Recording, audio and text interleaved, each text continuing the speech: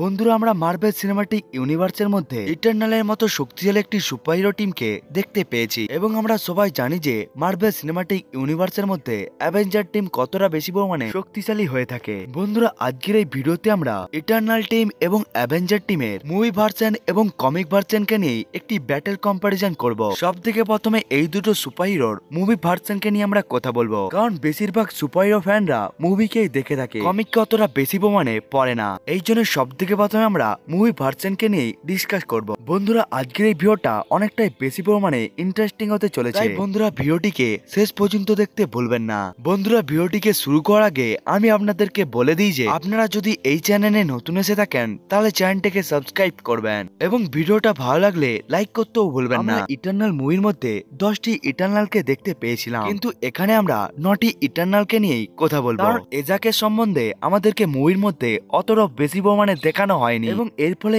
এই দুটো টিম নাম্বারের দিকেও যাতে ইকুয়াল হয়ে থাকে। আমরা এই ব্যাটেল কম্পিটিশনের মধ্যে অ্যাভেঞ্জার টিম থেকে নেব Iron Man, Captain America, Thor, Hulk, Scarlet Witch, Doctor Strange, Captain Marvel, Black Panther এবং অ্যান্ট-ম্যানকে। অর্থাৎ এই টিমের মধ্যে আমরা অ্যাভেঞ্জারের সবথেকে পাওয়ারফুল মেম্বারকে নিয়েছি এই ভিডিওর মধ্যে। এবং ইটারনাল টিম থেকে আমরা নিয়েছি ইকারি, সার্সি, স্প্রাইট, ম্যাকারি, কিঙ্গো, ড্রলিট, থিনা, ফ্যাস্টোস এবং গিলগামেশকে। বন্ধুরা, অ্যাভেঞ্জার টিমের এই সমস্ত সদস্যকে আপনারা তো সবাই একেবারে জেনেই থাকবেন, কিন্তু ইটারনাল টিমের সম্বন্ধে আপনাদের কাছে অতটা বেশি পরিমাণে ইনফরমেশন নেই। এই জন্য আমরা সব থেকে প্রথমে ইটারনালের পাওয়ারকে নিয়ে ডিসকাস করব। বন্ধুরা, ইটারনাল হলো গডের খুবই পাওয়ারফুল একটি প্রজাতি, যাদেরকে আসলে সিলেস্টিয়াল বানিয়েছিল ভিন্ন ভিন্ন ধরনের প্ল্যানেটের উপর একেবারে নজর রাখার জন্য, এবং প্রত্যেকটি ইটারনালের কাছেই ভিন্ন ভিন্ন ধরনের পাওয়ার এবং এবিলিটি রয়েছে। তাদের টিম হিসাবে অনেকটাই বেশি পরিমাণে তাদেরকে অ্যাডভান্টেজ দেয়। এমনকি প্রত্যেকটি ইটারনালের কাছে super human strength, super human durability, light matter manipulation, energy manipulation, healing এবং মাইন্ড কন্ট্রোলের মতো সমস্ত ধরনের পাওয়ার এবং এবিলিটি ছিল। কিন্তু প্রত্যেকটি ইটারনালি একটি পাওয়ারের উপরেই একেবারে ফোকাস করে, যার ফলে এই পাওয়ারটি তাদের মেন পাওয়ারে পরিবর্তন হয়ে যায় এবং বাকি সমস্ত পাওয়ারগুলো তাদের মধ্যে অতটা বেশি পরিমাণে ডেভেলপ হতে পারেনি। বন্ধুরা, এই প্রসেসটি শুধুমাত্র মুভির ক্ষেত্রেই প্রযোজ্য। বন্ধুরা, ইকারিস হলো সব থেকে পাওয়ারফুল ইটারনাল, যার কাছে ফ্লাইং, সুপার হিউম্যান স্ট্রেংথ এবং কসমিক এনার্জিকে এই ক্যারেক্টারটি নিজের চোখের সাহায্যেই একেবারে শুট করতে পারে। অর্থাৎ এই ক্যারেক্টারটিকে আপনারা ইটারনালের সুপারম্যানও বলতে পারেন। এবং মুভির শেষে এই ইটারনালটি একসাথে 5টি ইটারনালের সাথেই একাই লড়াই করতে পারছিল। ইটারনালের পাওয়ার সোর্স হলো ইনফিনাইট কসমিক এনার্জি, এবং এর ফলে ইটারনালস নিজেদের পাওয়ারকেও একেবারে ব্যবহার করতে পারে। এবং এমন ভাবেই সার্সির কাছে রয়েছে মেটাল ম্যানিপুলেশন এবং প্রাইডের কাছে রয়েছে ইলুশনের পাওয়ার, এমনকি তার কাছে শেপ শিফটিং এরও একেবারেই পাওয়ার রয়েছে। অন্যদিকে মাক্কারির কাছে রয়েছে তার সুপার হিউম্যান স্পিড, এমনকি সে জলের মধ্যেও একেবারে দৌড়াতে পারে এবং মাক্কারির স্পিড হলো ম্যাক 3 মতো। অন্যদিকে থেনা কসমিক এনার্জিকে ব্যবহার করে বিভিন্ন ধরনের শিল্ড, বিভিন্ন ধরনের শক্তিশালী অস্ত্রকেও একেবারে বানাতে পারে এবং সে সব থেকে এক্সপার্ট এবং সে সব থেকে বেস্ট ওয়ারিয়ার। এছাড়াও গিলগামেশ হলো ইটারনালের হাল্ক, কারণ এই ক্যারেক্টারটি সব থেকে স্ট্রংগেস্ট এবং ডিউরেবল ইটারনাল, যে বিল্ডিং থেকে শুরু করে ডিভাইনকেও নিজের একটিমাত্র পাঞ্চের সাহায্যে একেবারে থামিয়ে দিতেও পেরেছিল।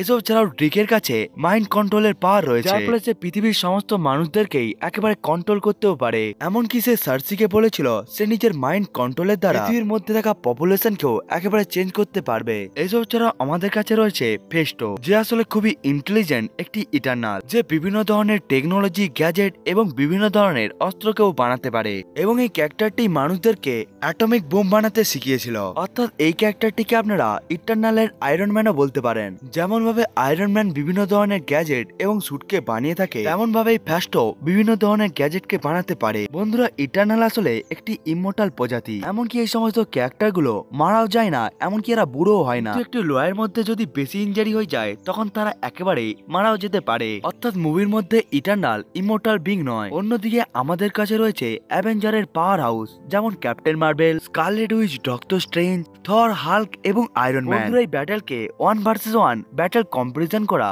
এটি আসলে ঠিক হবে না। কিছু কিছু ক্যারেক্টারকে আমরা তাদের সেম এবিলিটির জন্য তাদেরকে কম্পিটিশন করতেও পারি, যেমন ভ্যাস্টো ভার্সেস আয়রন ম্যান। যেমন এই দুটো ক্যারেক্টারই অনেকটাই বেশি পরিমাণে ইন্টেলিজেন্ট এবং গ্যাজেটকেও বানাতে পারে। গিলগামেশ ভার্সেস হাল্ক, দুজনের কাছেই সুপার হিউম্যান স্ট্রেংথ রয়েছে। এসব ছাড়াও ক্যাপ্টেন মার্ভেল ভার্সেস ইকারিস, যারা খুবই পাওয়ারফুল এনার্জি ব্লাস্টকেও একেবারে শুট করতে পারে, এবং থর ভার্সেস হেনা, কারণ এই দুটো ক্যারেক্টারই খুবই দক্ষ ওয়ারিয়ার। এসব ছাড়াও সার্সি ভার্সেস স্কারলেট উইচ, যাদের দুজনের কাছেই প্রায় সেম ধরনের পাওয়ার এবং এবিলিটি রয়েছে, কিন্তু বাকি সমস্ত সমস্ত ইটারনাল এবং অ্যাভেঞ্জারের কোন রকম পাওয়ারের মিল নেই। যেমন গ্রুকের কাছে মাইন্ড কন্ট্রোলের পাওয়ার রয়েছে, যেটি আসলে অনেকটাই বেশি পরিমাণে ইউনিক। এমনকি মাক্কারের স্পিডের কাছে কোনো প্রকার অ্যাভেঞ্জারই নেই। অর্থাৎ ইটারনালসদের কাছে বিভিন্ন ধরনের পাওয়ার এবং এবিলিটি রয়েছে। অর্থাৎ প্রত্যেকটি ইটারনালি তাদের টিমকে অনেকটাই বেশি পরিমাণে অ্যাডভান্টেজ এনে দেয়। যেমন ঠিক কোনো ক্যারেক্টারের মাইন্ডকে কন্ট্রোল করতে পারে এবং স্প্রাইট বিভিন্ন ধরনের ইলিউশনকেও একেবারে কাস্ট করতে পারে এবং সার্সি মেটাল ম্যানিপুলেশনের সাহায্যে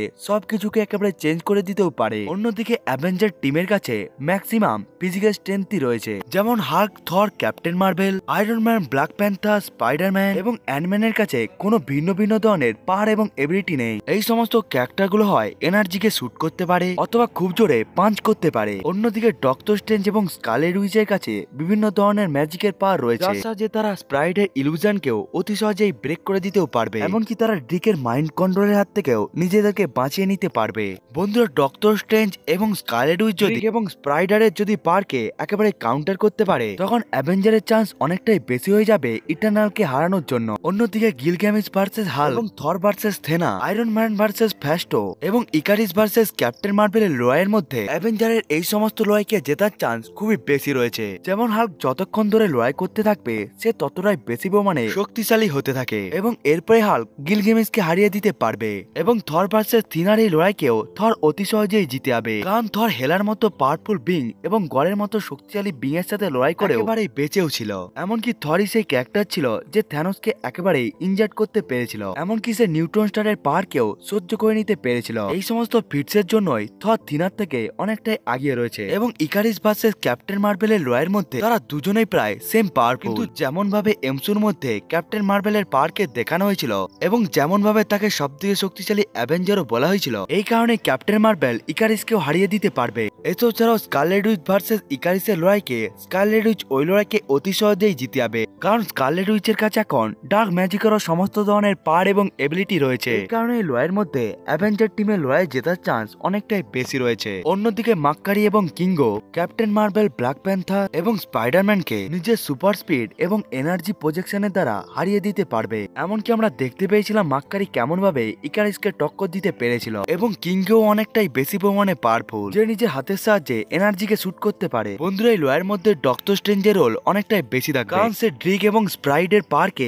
একেবারেই কাউন্টার করতে পারবে। এই জন্যই বন্ধুরা, আমার মতে মার্ভেল সিনেমাটিক ইউনিভার্সের মধ্যে অ্যাভেঞ্জার টিম ইটারনাল টিমকে হারাতে পারবে। এছাড়াও এখনো পর্যন্ত ইটারনালের শুধুমাত্র একটি মুভি এসেছে, যেখানে তাদের ফুল পাওয়ারকে এখনো আমাদেরকে দেখানো হয়নি। এই জন্য এদের পাওয়ারের লিমিট কতটা এটাও বলে অনেকটাই মুশকিল কাজ হবে। এই জন্য এখন এমসুর মধ্যে অ্যাভেঞ্জার টিম ইটারনাল টিমের উপর একেবারে ভারী পড়বে। কিন্তু মার্ভেল কমিকের মধ্যে দেখানো ইটারনাল গুলো কমিকের মধ্যে থাকা অ্যাভেঞ্জারদেরকে একেবারে হারাতে পারবে, কারণ কমিকের মধ্যে প্রত্যেকটি ইটারনাল একটি গড লাইক, যাদের কাছে god like super human strength এবং সুপার হিউম্যান ডিউরেবিলিটি রয়েছে। এসব ছাড়াও তাদের কাছে রয়েছে super human speed, mind control এবং আরো অনেক ধরনের পাওয়ার এবং এবিলিটি। এবং জুনোস এবং ক্রোনোসের মতো ইটারনাল পুরো অ্যাভেঞ্জার টিমকে একা একেবারে হারিয়ে দিতেও পারবে।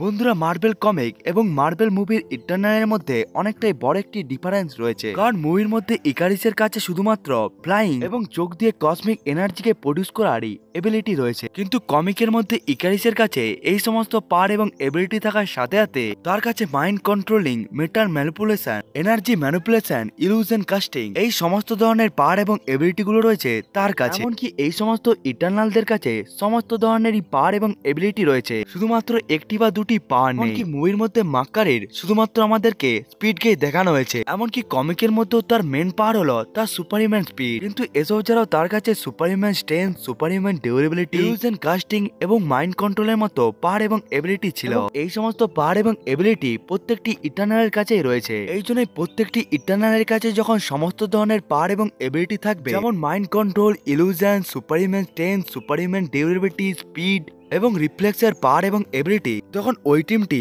অ্যাভেঞ্জার টিমকেও হারিয়ে দিতে পারবে। বন্ধুরা, এই জন্য আমার মতে মার্ভেল সিনেমাটিক ইউনিভার্সের মধ্যে যদি অ্যাভেঞ্জার টিমের সাথে ইটারনালের লড়াই হয়, তখন ওই লড়াইকে অ্যাভেঞ্জার টিমই জিতে যাবে। কিন্তু এই লড়াইটি যদি মার্ভেল কমিকের মধ্যে হয়, তখন ইটারনাল টিম অ্যাভেঞ্জার টিমকে হারিয়ে দিতে পারবে। বন্ধুরা, এটি তো ছিল আমার ওপিনিয়ন। বন্ধুরা, আপনাদের কি মনে হয় ইটারনাল টিম ভার্সেস অ্যাভেঞ্জার টিমের এই লড়াইকে কে জিতবে, সেটিকে আপনারা কমেন্ট করে বলতে ভুলবেন না। বন্ধুরা, আজকের এই ভিডিওটি ভিডিওটা আপনাদেরকে কেমন লাগলো সেটিকেও আপনারা কমেন্ট করে বলতে ভুলবেন না। বন্ধুরা, আজকের এই ভিডিওটা এতটা পর্যন্তই। দেখা হচ্ছে অন্য একটি ভিডিওতে, ততক্ষণের জন্য বাই বাই।